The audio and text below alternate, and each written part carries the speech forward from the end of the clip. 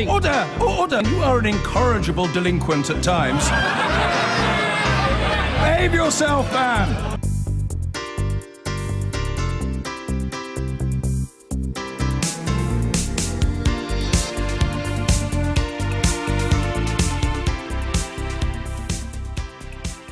OK, well, let's go now to Theresa May. We'll return to this discussion in a few minutes after we've heard from the Prime Minister. The Prime Minister speaking now in central London. Have a fair chance to get on and build a life for yourself and your family. It's a philosophy that shapes everything this government does. And over the past 18 months, we've done much to help turn vision into reality. We're reforming schools, colleges and universities, so that all children and young people get the education that's right for them. We're addressing failures in the justice system, making it more transparent so that racial disparities can be identified and ironed out. We're raising the national living wage, increasing the income tax personal allowance and capping energy bills so that people are able to keep more of the money they've worked so hard to earn. And as I said at Mansion House on Friday, we're negotiating a Brexit deal that works for the whole of the UK so that nobody feels they have been left behind. It's all about making this country a fairer place for all, breathing fresh life into the British dream that every generation has a better future than the last.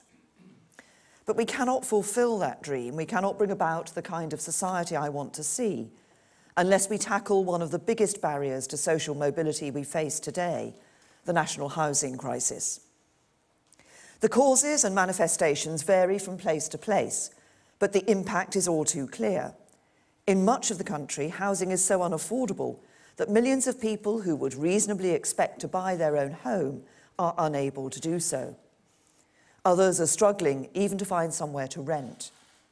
The root cause of this crisis is simple. For decades, this country has failed to build enough of the right homes in the right places. It's a problem that has plagued successive governments of all colours since post-war house building peaked under the first Wilson administration. But it was from the mid-1990s that the failure to match demand with supply really began to push prices upwards. In 1997, the average home cost 3.5 times the average wage. By 2010, that ratio had more than doubled. Higher prices brought with them higher rents, so prospective first-time buyers found themselves able to save less and less, even as the size of the deposit they needed grew and grew. The result is a vicious circle, from which most people can only escape with help from the bank of mum and dad. If you're not lucky enough to have such support, the door to home ownership is all too often locked and barred. Talking to voters during last year's election campaign, it was clear that many people, particularly younger people, are angry about this. Angry that regardless of how hard they work, they won't be able to buy a place of their own. Angry when they're forced to hand more and more of their wages to a landlord to whom their home is simply a business asset. Angry that no matter how many sacrifices they make to save for a deposit, they'll never be able to compete with someone whose parents have released equity from their own home to help their children buy. They're right to be angry. Income inequality is down since 2010, thanks in part to increases in the personal allowance and the national living wage. But wealth inequality continues to rise. And as figures such as Matthew Ronley argue, it is housing wealth unearned and offering huge returns that lies at the heart of this growing disparity. But the impact of rising prices goes beyond the simple division between housing haves and have-nots. This crisis of unaffordability is also creating a crisis of almost literal social immobility. Think of the skilled, experienced worker who is offered a promotion but can't afford to take it up because it would mean moving to a town or city where he can't afford to live. Think of the talented young woman from a working-class background who can't afford to take an entry-level professional job because she wouldn't be able to live nearby. It's not so hard to accept that door-opening internship in London if your parents own a large house in central London. It's a much greater challenge if you share a room with your siblings in a North Wales terrace. So the shortage of housing in this country reinforces inequality. It prevents social mobility and stops people fulfilling their potential. It creates and exacerbates divisions between generations and between those who own property and those who do not. And it undermines something more, something less tangible but just as important: the sense of community, of belonging, of responsibility that comes with owning your own home or having an affordable, secure, long-term tenancy. I still vividly remember the first home that I shared with my husband, Philip. Not only our pictures on the walls and our books on the shelves, but also the security that came from knowing we couldn't be asked to move on at short notice. And because we had that security, because we had a place to go back to, it was that much easier to play an active role in our community, to share in the common purpose of a free society. And that is what this country should be about. Not just having a roof over your head, but having a stake in your community and its future. All that is put at risk by the mismatch between housing supply and housing demand and the soaring prices that have resulted. Now, this government is already taking action to help hard-pressed buyers. We're putting an extra £10 billion into Help to Buy, giving another 135,000 families a step up the property ladder. We're scrapping stamp duty for 80% of first-time buyers and looking at ways to make the whole process of buying and selling homes quicker, easier and cheaper. But to stop the seemingly endless rise in house prices, we simply have to build more homes, especially in the places where unaffordability is greatest. Doing so requires action on many fronts, and at the very heart of the matter is the planning process. Planning professionals may not be as visible as the bricklayers and carpenters and roofers, but we cannot build the homes we need without them. Because if there's one thing I learned from my time on Merton Council, it's that good planning is all about detail. It's very easy for a politician to stand up and say he or she will build however many homes in however many years, but it's an empty promise if they don't also address the hundreds of smaller issues that underpin it. Where in the country will they be built? In which communities? On what sites? What kind of homes will they be? What infrastructure will be needed to support them? Will these plans be imposed from above, or will local people have a say on what happens in their area? These are the kind of questions that need to be answered by anyone who is serious about getting homes built. They're the kind of questions that are asked every day by planning professionals. And they're the kind of questions this government is answering with the new, fairer, more effective planning rules that we're launching today. When used incorrectly, as was the case for so many years, planning policy creates barriers to building, tying up councils in red tape and allowing developers to game the system. But in the right hands, it can be a powerful tool with which to shape, regulate and drive the construction of homes in this country. So this government is rewriting the rules on planning. With the major overhaul being published today, we're giving councils and developers the backing they need to get more homes built more quickly. More homes at prices that are affordable for first-time buyers. More homes for the NHS staff, teachers, firefighters and other key workers on whom all communities depend. More homes for rent on family-friendly 3-year tenancies. We're streamlining the planning process so that much-needed homes aren't held up by endless appeals and bureaucracy. We're making it easier for neglected and abandoned commercial sites to be turned into housing. And we're making sure councils do all they can to find sites, grant planning permissions and build homes. That includes creating a nationwide standard that shows how many homes authorities need to plan for in their area, making the system fairer and more transparent. Our new rules will see to it that the right infrastructure is in place to support such developments. When people oppose large-scale development in their area, it's often because they're worried their village or town simply won't be able to bear the weight of hundreds of new arrivals. Their schools are already full, their roads are already congested, the waiting list at their GP is already too long. They want to know that any new homes will be accompanied by appropriate new facilities and infrastructure. Under our new planning rules, that's exactly what will happen. And local communities will be put at the heart of the planning process by seeing to it that all areas have an up-to-date plan. Yet we must not lose sight of the fact that planning for the homes we need is not the same as building the homes we need. After all, families can't live in a planning permission. A well-designed local plan won't keep your children safe and warm at night.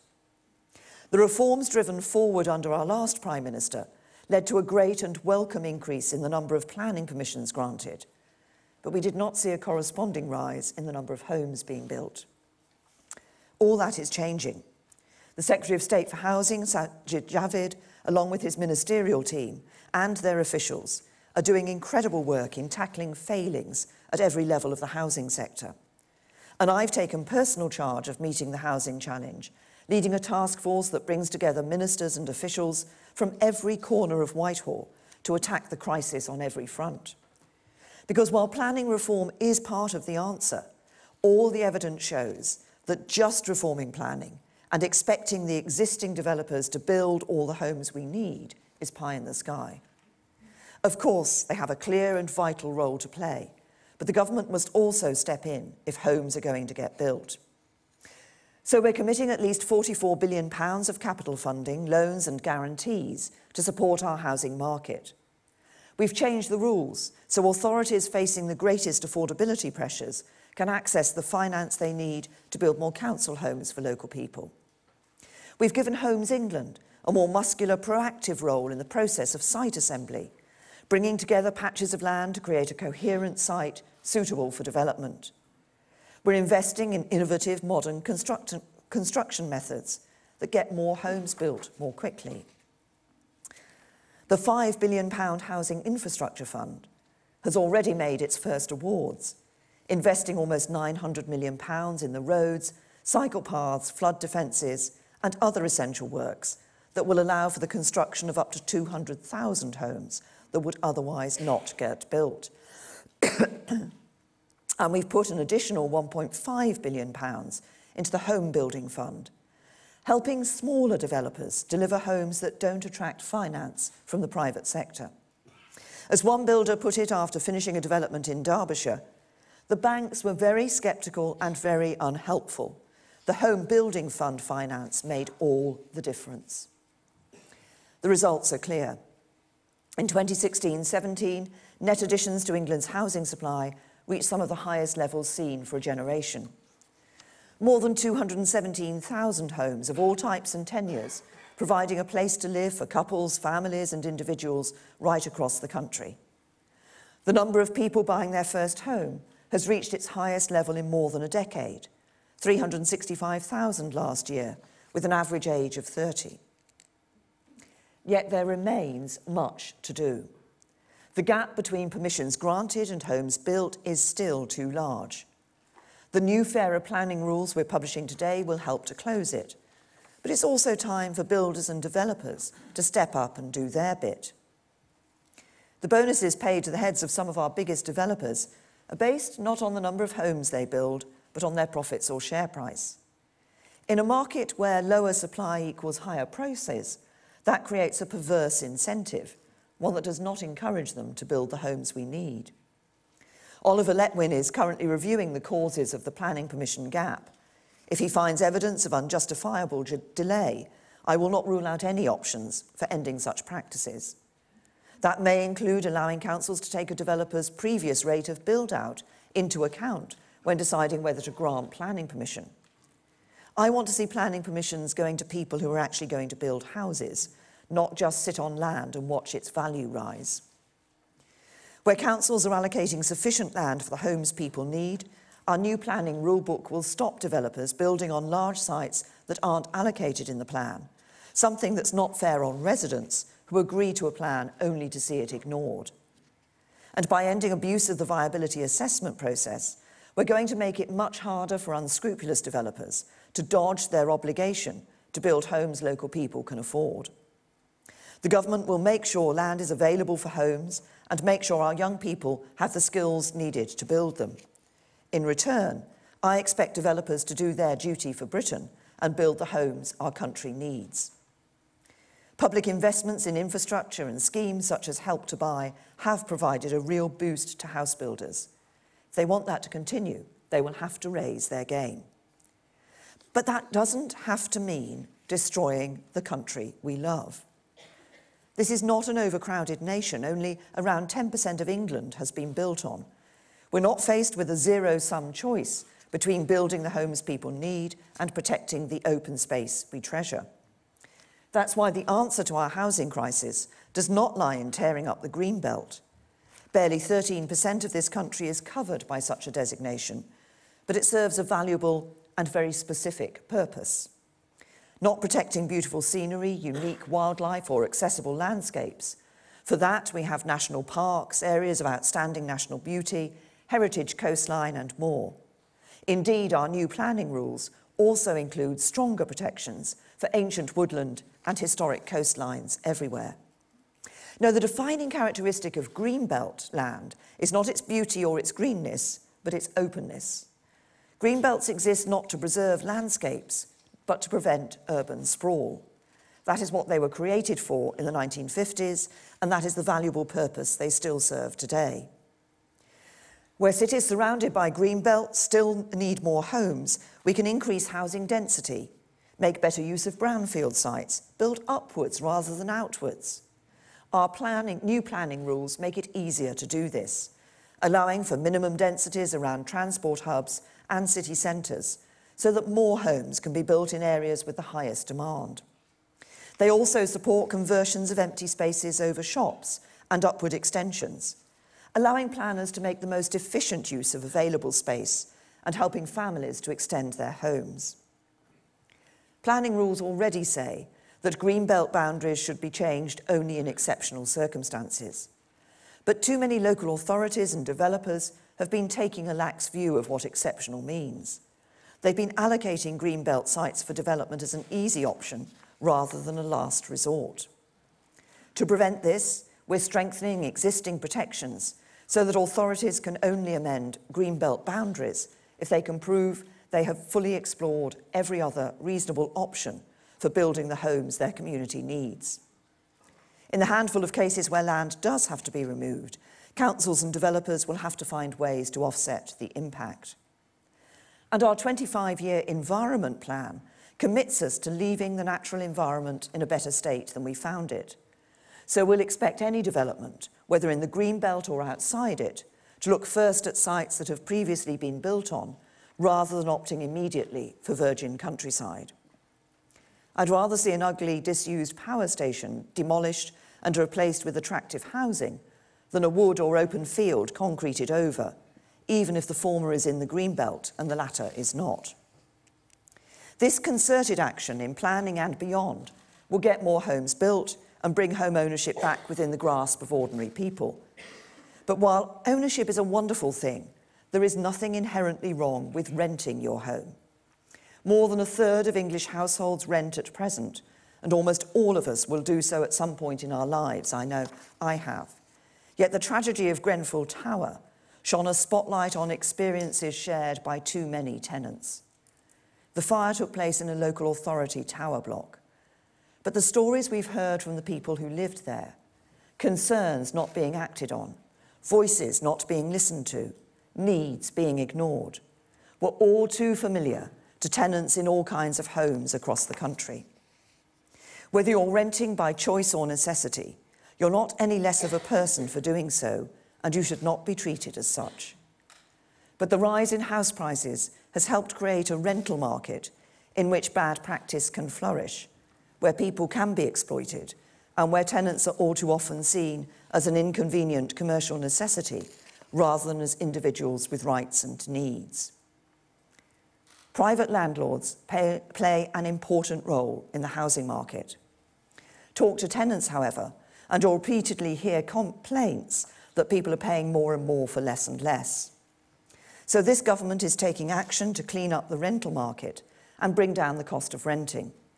Too many tenants have got used to being hit with rip-off fees by letting agents, facing huge upfront bills to check references or sign contracts. That's simply not fair. So we're banning letting agents from charging most tenants any fees at all. Families face being uprooted every 6 months when their leases expire, so we're working to make longer tenancies the norm. Rogue landlords have been flouting rules that protect tenants' rights and safety, so we're giving local authorities new powers to crack down on such behaviour, and we're backing legislation that will ensure all rental properties are fit for human habitation. With no regulation in property management, the door has been open to cowboy agents with tenants, leaseholders, freeholders and honest agents all paying the price. That's why we're working with reputable property managers and their clients to clean up and regulate the sector. Our new planning rules encourage providers to build more homes specifically for rent, so supply goes up and rents come down.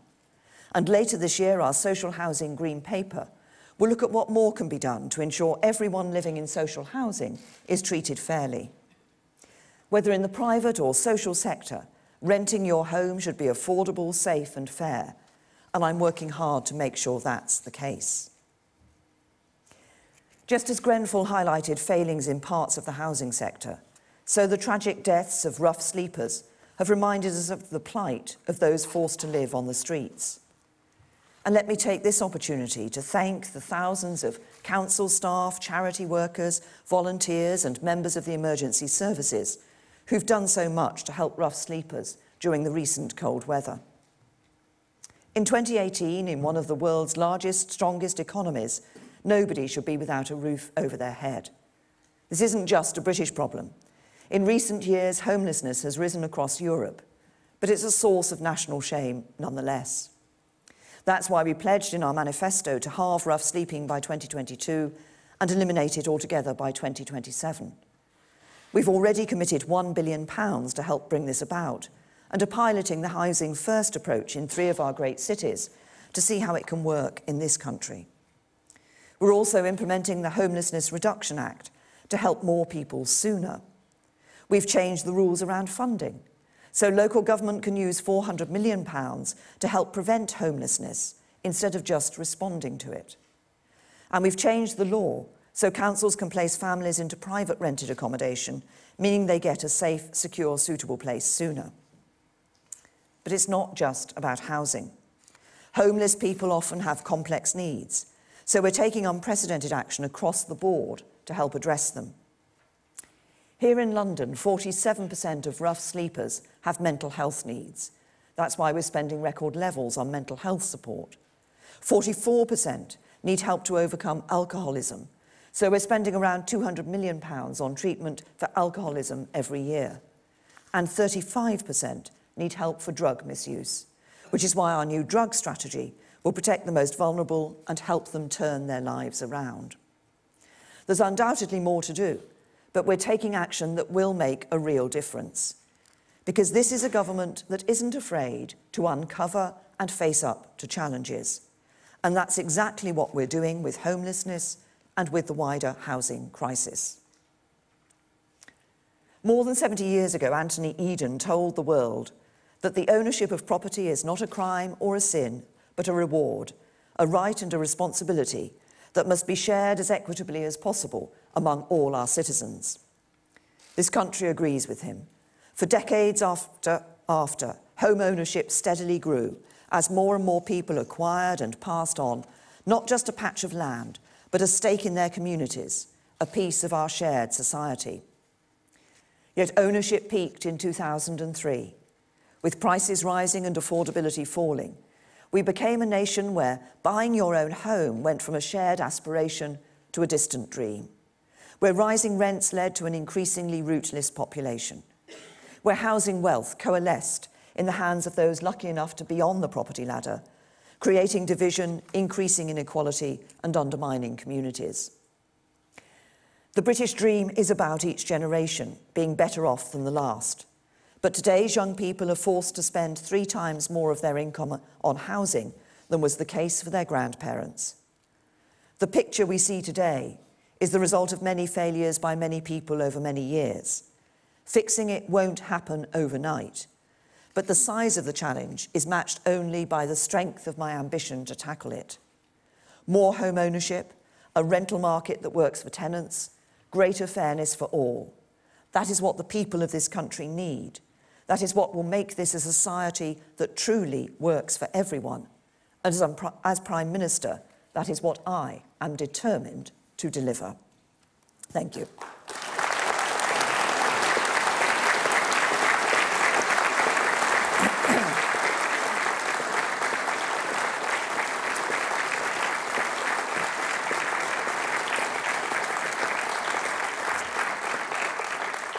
Now, I'm going to take a few questions from the media. Carl. Thank you, Prime Minister. Carl Dinnan from ITV News. The Local Government Association has called your speech unhelpful and misguided. They say the only way that this country can build enough affordable homes for the people who really need them is to allow local councils more freedom to borrow to build homes themselves. What are you going to do about that? Well, actually, we've already done something about it. As we look at what we need to do in terms of getting more homes built overall, what we need to see this as, I think, is an issue that has to be dealt with by us all. So government plays its part, local government will play its part, developers, planners. This is something we all need to come together to address. And as I say, we've already responded to the Local Government Association by enabling some councils to do exactly what they were asking for and increase that borrowing cap. Harry. Thank you, Prime Minister. Harry Cole from The Sun. Your junior housing minister last night, Heather Wheeler, said she'll resign if homelessness gets worse on her watch. Will you make a similar pledge today about your personal mission to fix the housing crisis by the end of the decade? And if I may, one more. Since 1997, you personally have opposed dozens of planning projects in your constituency of Maidenhead, including one in Cookham by Berkeley Homes just in 2016. Are you still a NIMBY, or are you going to urge your MPs to stop opposing these sort of developments in their backyards? Well, first of all, I've been clear about my ambition. I've been clear that this is a personal mission, and that's why but actually, it's a mission that has been taken up across government. And the Housing Secretary, Sajid Javid, and the Housing Minister, Dominic Raab, who are here this morning, both have an equal passion for ensuring that we're building the right number of homes and for dealing with all those other issues I mentioned in my speech as well, such as rough sleepers and homelessness, and ensuring that we get a rental market that is fair for tenants. On the second point that you raised, this is about building the right homes in the right places. That's what the planning process is actually about. The planning process is a process which ensures that proposals for developments are looked at properly. And yes, I have opposed a number of developments in my own constituency. I've also, for what it's worth, Harry, supported a development that took place on a greenbelt site which had previously been built on. So think about that one. Vicky. Thank you. Vicky Young, BBC News. Just to follow up on that, how far are you prepared to go to force areas to accept house building when they are reluctant to do so? And if I may, a quick question on Brexit. The CBI says it's concerned that financial services firms are already leaving the country. Can you offer any reassurance to the city that a future Brexit deal will include financial services? Yes, being the BBC, of course, you're always going to get Brexit into the question. And in fact, I forgot what your housing question was because you were getting the Brexit question in. The first question.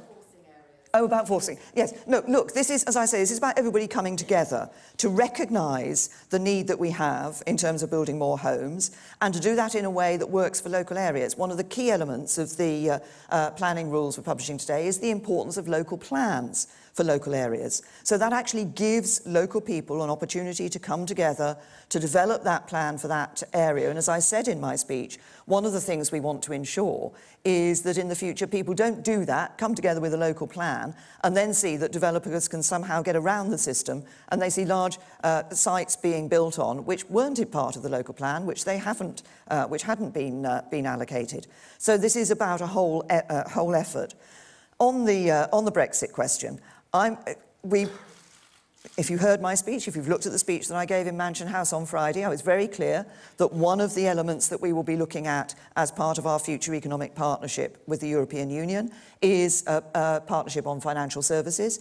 And indeed, we want to cover other services areas. These are important areas for the United Kingdom, but the role that the City of London here plays is not just important for us, it's important for the whole of the European Union. When you look at the sums of money that are raised here in the City of London by businesses that operate across the whole of the European Union. So we will be looking to include financial services in our economic partnership, and indeed the EU has included financial services to varying degrees in quite a number of the trade agreements that they have already established with other countries. I think we had the FT. Is Jim here from the FT? Yes. Prime Minister, my first question is about the problems facing a lot of retailers at the moment. You'll be aware of many of them in deep trouble, which could cause lots of surplus stores to be available in due course. Do you think they should be thinking about converting some of those into homes, and is there anything that the government could and should be doing? On the second point, you suggest that house builders should be paying bonuses based on how many properties they build and less on profitability. Doesn't that smack of sort of Stalinist tractor production targets? Well, first of all, if you had actually listened to what I said about that, I made the observation, indeed, that if your bonuses are based on profit and not based on the number of homes, actually in a market where you can see your profit going up regardless of how many homes you're building, of course that can lead to a perverse incentive.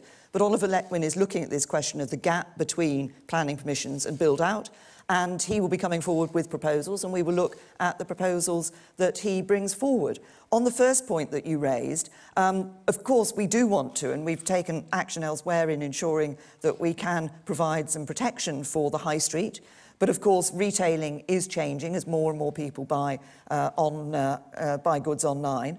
And one of the elements of the new planning rules that we're setting out is to make it easier for those sorts of for shops to be turned into housing if that's appropriate, but also for development above of retail units to take place, so that we see often there's a very good argument for having homes being developed in the centre of a town, accessible to shops, accessible to transport infrastructure as well. And enabling greater extensions upwards can be, I think, one of the solutions for ensuring we're building more homes. Now, I'm going to take one last question, and you won't be surprised, I'm going to take it from Planning magazine.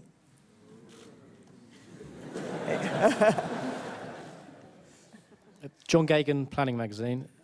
Just wanted to ask the Prime Minister, there's been lots of threats previously to take on vested interests to boost house building, like NIMBY councils and developers who don't build, but not much action. Is the government now prepared to finally deliver on those threats? So what's different now?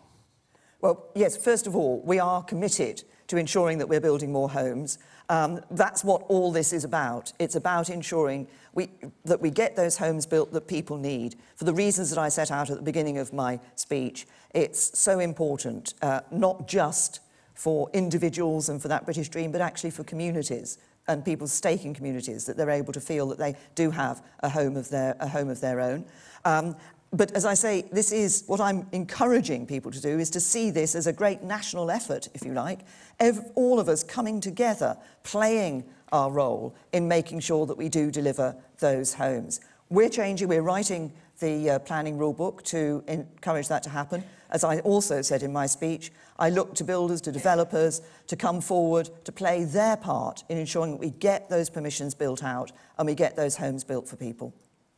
Thank you.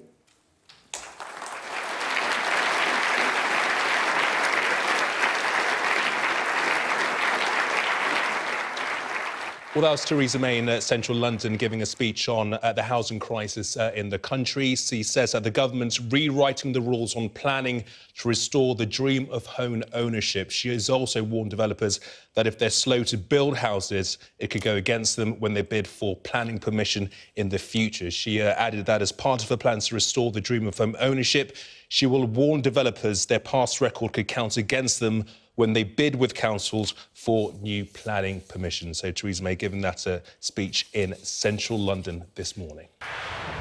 Well, one of the major issues affecting wealth inequality in the UK is housing. And today, the Prime Minister has announced her plans to tackle the lack of homes.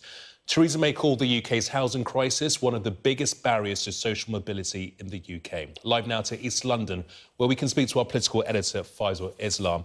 Faisal, the Labour Party have just recently tweeted saying that the Prime Minister's plans are feeble. Already her detractors are saying that she's just not going far enough.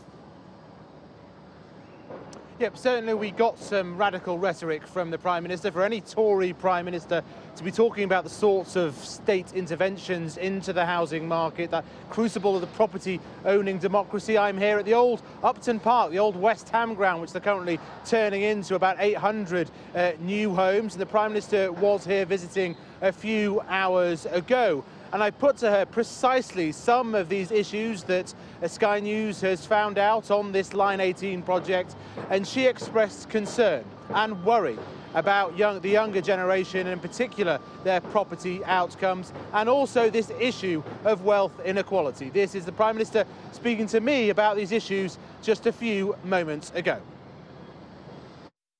Sky News is looking at some of the divides in the United Kingdom. I mean, do you fear you kind of preside over a divided nation? Yeah. What I'm worried about is the fact that we have a generation now of young people, particularly who worry about not being able to own their own home, about getting their foot on the housing ladder. And for me, the British dream is that each generation actually has a better future than the last. And I think for many people, they fear that that opportunity is not theirs. That's why the government's putting such an effort on building the number of homes that we need in this country. For too many years, we simply haven't built enough homes. Do you think that wealth in the United Kingdom is fundamentally unequally divided in an unfair way? Well, I think what we see is, if we look at the figures around income inequality, actually we see that at a lowest level for many years. But if you look at wealth inequality, what we do see is that those people who've been able to get on the property ladder in the past have seen their properties rise in value, they've been accumulating that asset. And then we've got those people who just don't feel that they're going to be able to share in that in the future, to get that foot on the housing ladder. What this is about is ensuring that we're building the right number of homes in the right places. Now, the planning process is there to ensure that homes are being built in the right place. So not every development, not every request for planning permission is going to be right, but we shouldn't be rejecting them all. It's what the planners do, what local councillors do, is make those decisions. But crucially, what we're doing with the planning rule book is putting local communities at the heart of this through the local plan. That's important because people, when I talk to people, very often they recognise the need for more homes to be built. Which is not in their backyard. Well, no, what they want is they want to ensure that their area can actually support that through the schools, the GP surgeries, the roads. They also want to ensure that the design is good, that it fits in with their local area. There's so much, and they get very frustrated when perhaps a big development comes along, a planning permission is given, and then the homes aren't built. Do you have any regrets about that phrase, citizens of nowhere? Do you feel it was misinterpreted? Do you think you'd have phrased it slightly differently if you were here now and trying to bring the country together? You know, what I was talking about when I used that phrase was the importance of people being able to feel rooted in a local community.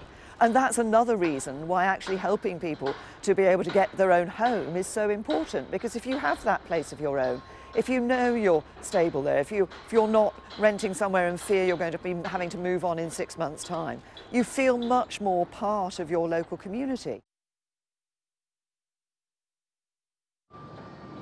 So the Prime Minister saying that this house building agenda is her #1 domestic priority. She wants a kind of national mission on more of this sort of stuff in order to try to bring the country together to heal some of those divides. Some of what she said was pretty radical for a Tory Prime Minister this morning, but I think clearly there are opposition politicians, perhaps some even in her own cabinet, who feel that just yet we aren't getting the game changer that may be required to truly deliver many hundreds of thousands of extra homes. We may be waiting a little bit for that, but the Prime Minister there engaging with the notion of unfair wealth inequalities, and that house building, lack of house building and lack of home ownership is making a younger generation worried and angry. But more from that interview in full later in the hour. Thanks very much, Faisal. Well, we're also, to talk more on this, joined by the Interim Director of Generation Rent, Dan Wilson-Craw. What was your reaction to the Prime Minister's speech? Do you think she's going far enough, quick enough? Not really. What she said this morning was very good to hear. She recognised that renting doesn't need to be a bad thing, and she talked about family-friendly tenancies, which we certainly need to see more of. Whether they're 3 years is another question. 3 years for a family might see them having to move their kids out of school very frequently. So we want to see what they're doing in Scotland, which is indefinite tenancies for private renters. But then otherwise, talking about how private developers need to be building as many homes as possible. I mean, obviously that's a good thing that we want to see, but the difficulty is that these companies are, trying to maximise their profits, and I think it needs a much more bold approach from the government in order to start delivering the homes that we actually need. We've got 80,000 people, 80,000 families currently living in temporary accommodation, and we're just not building enough council housing that could actually accommodate them long term. And that's something that only the government can really do. They can't rely on private developers to build these homes out of the goodness of their heart, just because they have this ability to just down all their responsibilities. OK, we're going to leave it there. It's a bit difficult to hear you, Dan, but that's Dan Wilson-Craw from Generation Rent. Thanks very much for joining us. OK, there were around 80 proposals being put forward, but will those be enough? The Shadow Housing Secretary, John Healey, joins me now from Westminster. Mr Healey, thanks for your time. Can't talk about all 80 of those proposals. Let's focus on what you said about developers, if we can. They must do their duty. Planning permission will be given to those who build houses, not just sit on land and watch their value rise. The right move? Yes, Labour's been arguing this case for several years now. Strong use it or lose it powers are what's required for local authorities to give developers a kick when they're not building as quick as they should. But I think people will take some persuading that Theresa May and the Tories are going to get tough on developers when, for the last 8 years, they've been making the planning rules weaker, creating loopholes that have meant that the new affordable homes that are being built by developers has halved. And, of course, their profits have gone through the roof. Are the planning rules getting weaker, though? The Local Government Association, in response to this speech, said the truth is that councils are approving 9 in 10 planning applications, which shows the planning system is working well and not a barrier to building. So that's not the problem, they think. It's not a barrier to building, but what counts if we want to deal with the housing crisis is not just how many new homes we build, but what we build and who for. And when we've seen now the number of affordable homes being built halve, when we've seen the new social rented homes hit a record low, lowest on record for decades, then clearly we need a better balanced policy. Now that means tougher rules on developers to require them to build more affordable homes. No new development without new affordable homes as part of it. It requires government to step up, not just to reheat the promises of £44 billion in support, which is what Theresa May did today, but actually boost the investment government will make in building affordable homes. It was 4 times bigger under Labour when we were in. And finally, it really means letting councils build again so that they are not just making plans, but they're building the homes that some of their people in their area need. This isn't just a Conservative problem, though, is it? This has been a collective failure of all political parties for many years now. House building has been decreasing since the 60s. So it's Labour's fault as well, and indeed net additions to housing stock dropped dramatically when you were Minister for Housing in 2009. Yeah, that followed immediately. You'll remember in 2008, the global financial crash and recession. And part of what we did was to get building again as part of bringing the country out of that deep recession. And even 10 years on, the level of house building in this country hasn't yet recovered to the pre-crisis level. And as I've said, the most important mix that we need, especially of affordable homes, has dropped through the floor. So government's got to take this responsibility on. It's got to expect more from developers, let councils do more, back housing associations as well. And we need, as Jeremy Corbyn and I laid out at the last election, a big new deal on housing. And really people should expect a great deal more of Theresa May and the government. A lot of talk of home ownership today as well. Were you a minister back in 2009? You were told of a drop in home ownership in the UK and you replied, "I'm not sure that's such a bad thing," talking about renting being a good option. Do you think the same thing today, or do you think home ownership isn't that important? I think it's very important, and I was talking about and grappling at the time with many families after the global financial crash faced with having their homes repossessed and put in a scheme to allow them to stay in their own home and become renters rather than mortgage payers at the time. No. The problem with home ownership is that for younger people, increasingly, the problems have got a great deal worse. So 8 years after 2010, there are 1 million fewer under 45s able to own their own home. And today's speech really would have been cold comfort to anybody who's trying to get that first foot on the housing ladder as a first-time buyer, anyone who's insecurely housed, or anyone who's paying more than they can afford for the housing they're living in. And just finally, when it comes to actual house building, construction and that industry, that has to be addressed first because we've got a problem of low productivity, rising costs, skills shortages. Are the Labour Party in favour of a key method of providing these 300,000 or so homes that you need being off-site manufacturing? Is that something the Labour Party you think is a good idea? I think it is a good idea, but like anything within housing, this is very complex.